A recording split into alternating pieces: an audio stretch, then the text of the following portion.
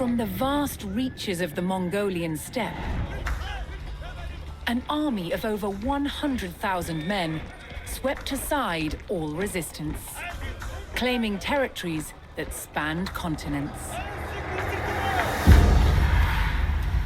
Their leader, Genghis Khan, proclaimed his life's ambition was to unite the world under one empire. Having conquered the East, the Mongols turned their attention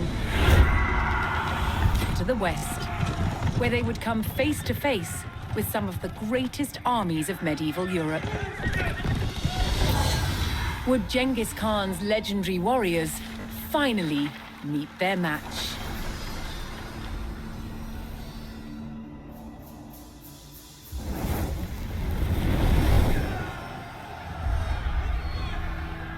By 1221, the Mongols had taken cities throughout Asia, generating vast amounts of tribute from those they conquered. The West, however, was still an untapped resource. Genghis Khan sent his trusted generals, Jebei and Subutai, to attack Europe. With an army of 20,000, Jebei and Subutai took the West by surprise, raiding cities and destroying armies. Within 2 years, they had the prosperous Rus territories in their sights. But in their way was a Rus army of over 40,000 men. Outnumbered, Jebei and Subutai turned and started to head back east. The Rus sensed an easy victory and set off in pursuit of their retreating enemies. For 8 days, the fast-moving Mongols stayed just out of reach. Then, Jebei and Subutai set their trap. They lured the Rus across the Kalka River and turned to fight. The Rus had fallen for one of the Mongols' most effective tactics, the feigned retreat. The stage was set for the Mongol army to test themselves against Europe's finest.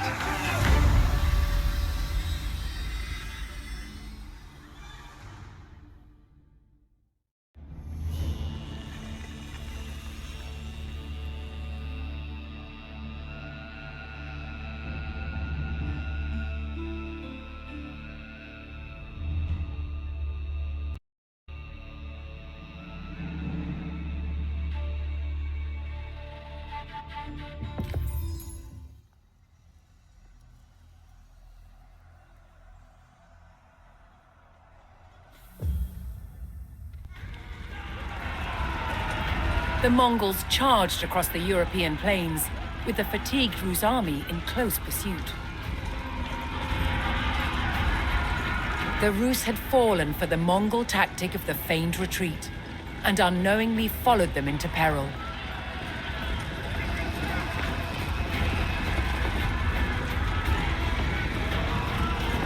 The Mongol general sprung his trap on the enemy scouts.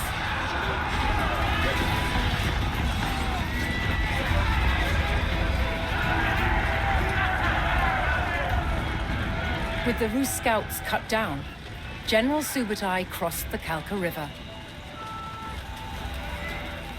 Here, he would stage a full-scale ambush on the vast Rus army.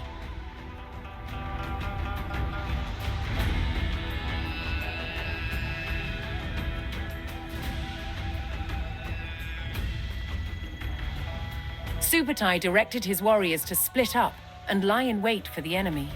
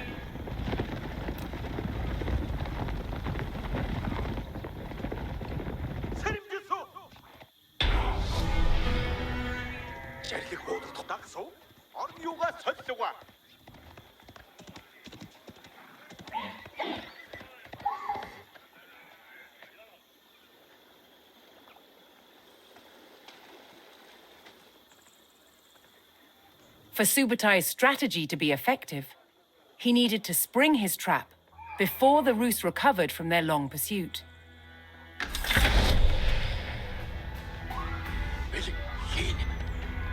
He sent his most fearsome Mangudai horse archers to draw the Rus quickly towards the ambush site.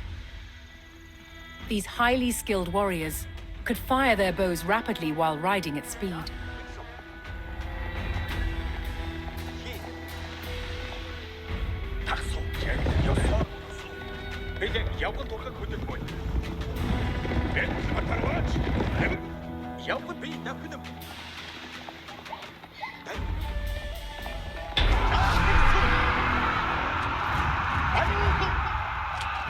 The Mongol provocation was effective, and the Rus hastily pursued.